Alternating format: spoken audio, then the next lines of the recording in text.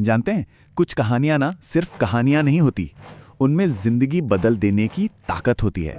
आज हम एक ऐसी ही कथा की गहराई में उतरेंगे। ये है हनुमान जी से जुड़ी मंगलवार की कथा। और कहा जाता है कि इसमें जिंदगी के ना सबसे गहरे सबक छुपे हुए हैं। जरा सोचिए, एक कहानी जो सिर्फ मनोरंजन न करे बल्कि एक दवा की तरह काम करे। हाँ, इस कथा के बारे में यही कहा गया है कि ये सिर्फ सुनने की चीज नहीं, बल्कि ये तो जीवन के दुखों को मिटाने वाली एक दिव्य औषधि है। पर सवाल तो उठता है कि भाई, एक कहानी में इतनी परिवर्तनकारी शक्ति, इतनी ताकत आखिर आती कहां से है? तो चलिए इसी रहस्य को समझने के लिए कहानी के अंदर चलते हैं। तो सबसे पहले ये समझना होगा कि जो इस कथा को सुनते हैं ना, उनके लिए ये सिर्फ शब्द नहीं है। ये एक ऐसी एनर्जी है, एक ऐसी ऊर्जा जो भाग्य तक बदल सकती है। और खास तौर पर उनके लिए जो किसी बाधा, संघर्ष या किसी भी तरह के संकट से गुजर रहे हों।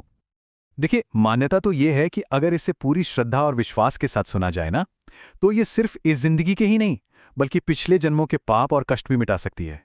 मतलब ये सिर्फ सुनने का काम नहीं है, ये एक गहरे विश्वास का सफर है। तो अब आते हैं इस कथा के बिल्कुल दिल पर, एक तोते की कहानी।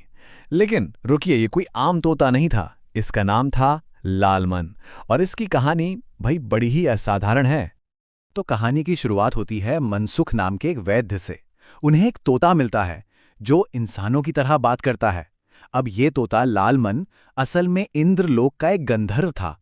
एक ऋषि के श्राप की वजह से उसे तोता बनकर धरती पर आना पड़ा। तो मनसुख उसे अपने घर ले आते हैं, इस बात से बिल्कुल अनजान कि वो अपनी किस्मत को ही घर ला रहे हैं। और घर आते ही कहानी में आता है पहला ट्विस्ट।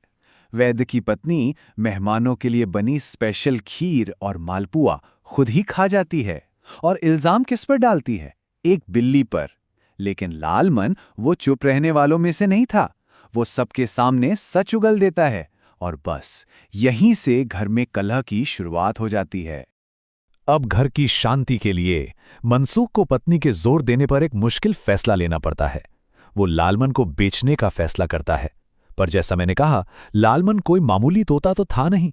उसे खरीदता है राजा चंद्रसेन और उसके साथ एक जादुई घोड़ा भी।